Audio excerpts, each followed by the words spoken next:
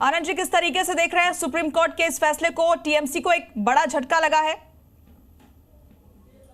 हाँ, निश्चित तौर पर इसको झटका, मैं तो इसको कोर्ट के समय की बर्बादी के तौर पर देखता हूं और सुप्रीम कोर्ट को इस पर विचार करना चाहिए कि इस तरह के फर्विलस याचिकाएं बगैर सर्कुलर को पढ़े समझे याचिका स्वीकार भी हो जाती है, उसकी अर्जेंट हियरिंग भी हो जाती है। इसका कोई अर्थ नहीं है। मुझे तो पहले दिन से, जैसे ही आप याद करिए, जब चीफ जस्टिस का एक बयान था कि पश्चिम बंगाल सबसे ज्यादा पोलराइज्ड स्टेट है, उसके बाद इस तरह की चीजें लेके अदालत में जाना, पहले हाई कोर्ट का समय बर्बाद करना, फिर सुप्रीम कोर्ट का समय बर्बाद करना, दरअसल ये एक साइकोलॉजिकल चुनावी वॉरफेयर है जिसमें ममता बनर्जी स्कोर करना चाहते हैं चुनाव आयोग पर।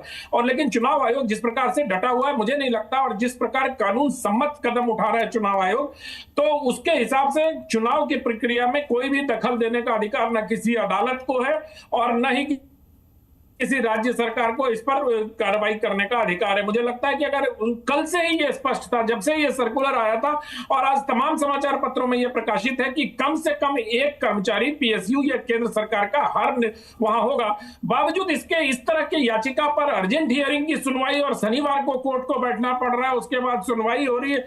मतलब ये, और जितने सुप्रीम कोर्ट में हजारों केस पेंडिंग है, उस पर सुप्रीम कोर्ट का ध्यान नहीं है। ये राजनीतिक मसलों में मुझे लगता है कि इस तरह के चीजों को दंडात्मक कार्रवाई भी सुप्रीम कोर्ट को करनी चाहिए कि आप इस तरह की याचिका लेके हमारी अदालत में आते हैं और अदालत में आपको समझ में आता है कि वो अच्छा ऐसा था इसमें, और आप यू टर्न मार जाते हैं। मैं इस याचिका को झटका से ज्यादा न्यायिक प्रक्रिया के दुरुपयोग की तौर पर। लेकिन अनंत विजय जी, जल्दी सुनवाई तो इसलिए हुई ना क्योंकि अभी इलेक्शन हुए हैं, 4 मई को नतीजे आने हैं, तो शायद सुप्रीम कोर्ट को लगा हो कि भाई जल्दी सुनवाई करके इस मामले को खत्म करते हैं, पहली चीज। और दूसरी चीज, आखिर टीएमसी ने केंद्रीय कर्मचारी वर्सेस राज्य कर्मचारी से बनाने की कोशिश क्यों की? क्या फायदा लगता हुआ उसको नजर आए? रंजीत जी, सुप्रीम कोर्ट में क्या जो लोग स्वीकार करते हैं याचिका, उनके सामने चीजें नहीं आती स्वीकार करते समय? कोई भी कुछ भी लेके चला जाएगा और सुप्रीम कोर्ट उसको स्वीकार कर लेगा, ये मेरी समझ से पड़े हैं। मैं माननीय न्यायालय के कामकाज में कोई टिप्पणी नहीं कर रहा हूं, लेकिन प्रश्न तो उठा ही सकता हूं कि इस तरह के त्वरित सुनवाई की क्या आवश्यकता थी? आप कल याचिका को देखकर इस पर निर्णय लिया जा सकता था कि उसको स्वीकार करना है या अस्वीकार करना है। खैर, चलिए जाने दीजिए। आपने जो पूछा है, मैं उसको सुप्रीम कोर्ट के चीफ जस्टिस की उस टिप्पणी के आईने में देखता हूं कि ये स्टेट सबसे ज्यादा पोलराइज्ड स्टेट है। ये बहुत कड़ी टिप्पणी दी थी चीफ जस्टिस ने ममता बनर्जी के सुनवाई के समय, और उसी आधार पर मैं इसको देखता हूं। केंद्र सरकार और तमाम चुनाव आयोग को भी ये लगता है कि जो राज्य के कर्मचारी हैं वो ममता बनर्जी के पक्ष में बायस हो सकते हैं, इसलिए वहां हर जगह केंद्र सरकार के कर्मचारी लगाए जा रहे हैं, चाहे वो सुरक्षा व्यवस्था की बात हो, चाहे माइक्रो ऑब्जर्वर की बात हो, चाहे इलेक्शन ऑब्जर्वर की बात हो। ठीक है आनंद सर, मैं आपके पास वापस लौटूंगी। अरविंद लगातार बने हुए हैं। अरविंद, और क्या कुछ वहां पर सुप्रीम कोर्ट के अंदर देखने को मिला है जब दोनों तरफ से इस बात पर जिरा हुई है,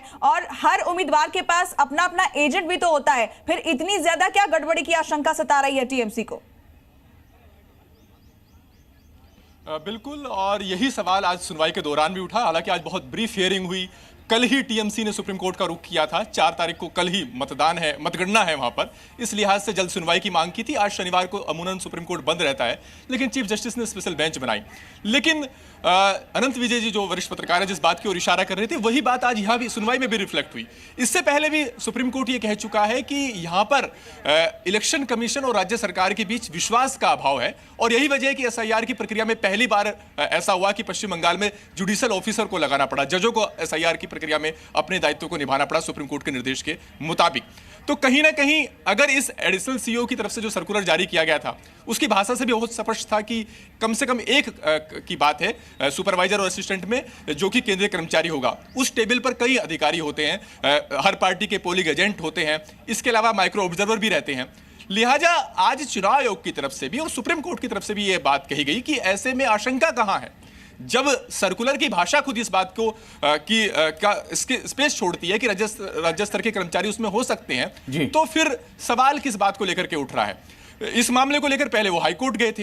हाईकोर्ट ने भी ये कहा था कि ये चुनाव आयोग का काम है और अगर आपको लगता है कि मतगणना में गड़बड़ी हुई है तो आप बाद में इलेक्शन पिटीशन दाखिल कर सकते हैं। यहां पर जो सुप्रीम कोर्ट में टीएमसी की याचिका थी उसमें उनका यह कहना था कि अगर गड़बड़ी हो ही गई उसके बाद चुनाव याचिका दाखिल करने का कोई औचित्य बनता नहीं है, हाईकोर्ट को इसी स्टेज पर दखल देना चाहिए था। तो यहां पर उनकी जो याचिका थी वो तो यही थी कि केंद्रीय कर्मचारियों की अलग से नियुक्ति का जो सर्कुलर है वो गलत है। लेकिन जब सुनवाई हुई, जब कोर्ट का रुख रहा इस मामले को लेकर के, चुनाव आयोग की तरफ से साफ किया गया कि राज्य स्तर के कर्मचारी भी होंगे, फिर कपिल सिब्बल ने कहा कि बस हम सिर्फ इतना भर चाहते हैं कि यह सर्कुलर अमल में सही तरीके से लाया जाए। यानी कहीं ना कहीं आज की जो शनिवार की जो हियरिंग है उसका टीएमसी जो चाहती थी वो तो उनको मिला नहीं है।